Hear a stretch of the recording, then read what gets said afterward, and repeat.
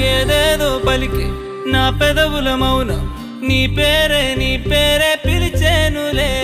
నీ పిచ్చితోనే అల్లాడే ప్రాణం నిన్నేలే